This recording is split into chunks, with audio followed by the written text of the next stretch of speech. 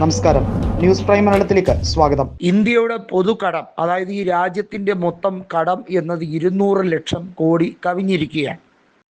വലിയ തോതിൽ കുത്തക മുതലാളിമാരിൽ നിന്നും ടാക്സ് ഈടാക്കാതെ അവരുടെ ടാക്സുകൾ നിശേഷം കേന്ദ്ര സർക്കാർ എഴുതി തള്ളുന്നതിൻ്റെ അനന്തര ഫലം കൂടിയാണ് ഈ കടം വർധനവ്.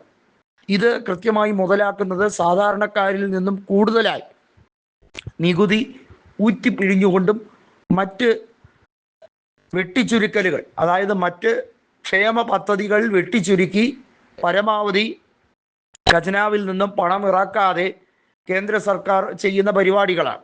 ഒന്ന് ആലോചിക്കൂ, 2014 ശേഷം BJP അധികാരത്തിൽ വന്നതിന് ശേഷമാണ് BJPയുടെ ഖജനാവ്, അതായത് BJP എന്ന പൊളിറ്റിക്കൽ പാർട്ടിയുടെ ഖജനാവ് വലിയ തോതിൽ പെരുവാൻ തുടങ്ങിയത്.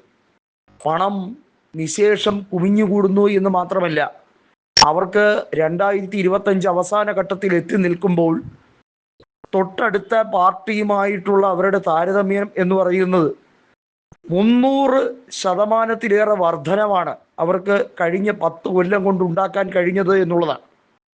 അവരുമായി പ്രവർത്തിക്കുന്ന കോർപ്പറേറ്റുകൾക്ക് ഇതിൽ കൂടുതൽ ലാഭമുണ്ടാക്കി കൊടുക്കുന്നതിൻ്റെ ഒരു വിഹിതം അവർക്ക് പല രീതിയിലും എത്താറുണ്ട്. 2024 ലോക്സഭാ തെരഞ്ഞെടുപ്പിന് മുമ്പ് വരെ വിദേശത്ത് നിന്നും പല രീതിയിൽ പണമൊഴുക്ക് നടന്നിട്ടുണ്ട് എന്നുള്ളത് അവരുടെ തന്നെ MP ആയ സ്മൃതി ഇറാനി പറഞ്ഞിട്ടുള്ളതാണ്. വലിയ തോതിൽ പണമൊഴുക്ക് ഉണ്ടായതും ഇലക്ട്രൽ ബോണ്ട് നടപടികളെക്കുറിച്ച് SBIയോട് കേന്ദ്ര സർക്കാരിനോട് ഒക്കെ പ്രത്യേകമായി സുപ്രീം കോടതിയുടെ ചീഫ് ജസ്റ്റിസ് ആയിരുന്ന സഞ്ജീവ് ഖന്ന വിവരാവകാശം ആവശ്യപ്പെട്ടതും തെളിവുകൾ സമർപ്പിക്കണം, കോടതിക്ക് മുമ്പാകെ ഹാജരാക്കണമെന്ന് പറഞ്ഞതും കൃത്യമായി എല്ലാവരും ഓർക്കുകയാണ്. ഇവിടെയാണ് ഏറ്റവും വലിയ പൊള്ളത്തരം ജനങ്ങൾ മനസ്സിലാക്കുന്നത്. Reserve bank governor Sanjay Malhotra വളരെ വിശദമായി പറഞ്ഞിരിക്കുന്നു, കേന്ദ്ര സർക്കാരിൻ്റെ നയങ്ങളെല്ലാം തന്നെ തെറ്റായിരുന്നുവെന്നും അത് പണപ്പെരുപ്പത്തിലേക്ക് എത്തിക്കൊണ്ടിരിക്കുകയാണെന്നും. അതിന് റിസർവ് ബാങ്കിനെ ഇപ്പോൾ കുറ്റം പറയാനാണ് സംഘപരിവാർ നേതൃത്വം ഇറങ്ങുന്നത്.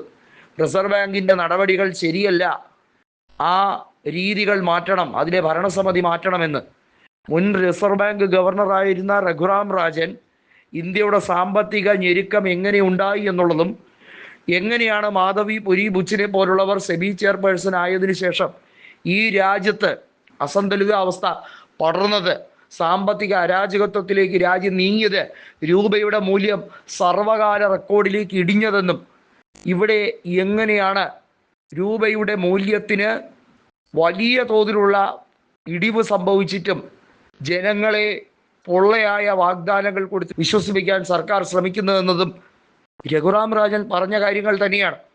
ഓരോ തെരഞ്ഞെടുപ്പിലും BJP ഇറക്കുന്ന തുക, തെരഞ്ഞെടുപ്പിനായി ചെലവഴിക്കുന്ന തുക കണ്ട് ജനങ്ങൾ അന്താളിക്കുകയാണ്, കണ്ണു തള്ളുകയാണ്.